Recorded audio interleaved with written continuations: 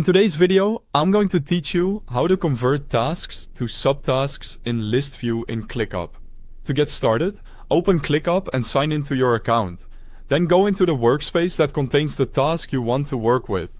This first part is important because ClickUp can contain multiple workspaces, and you want to make sure you are editing the correct item in the right location before making any changes.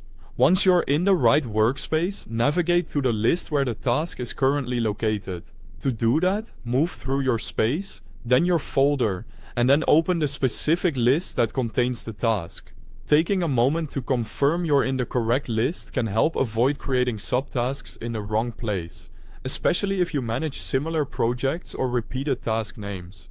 After that, find the task you want to work with and open it by clicking on it.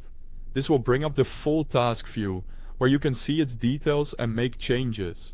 Opening the task directly is necessary because the subtask option appears inside the task itself, not just from the main list view.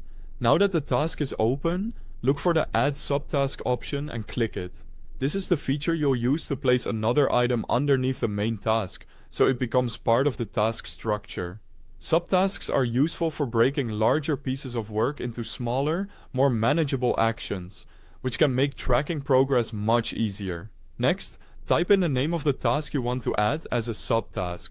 Be as clear and specific as possible when naming it, so it's easy to understand later when you or your team review the task.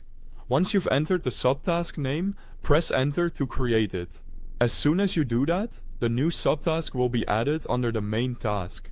At this point, you've successfully created a subtask inside your task in ClickUp's list view. This is a simple but effective way to organize work and keep related action items grouped together under one parent task.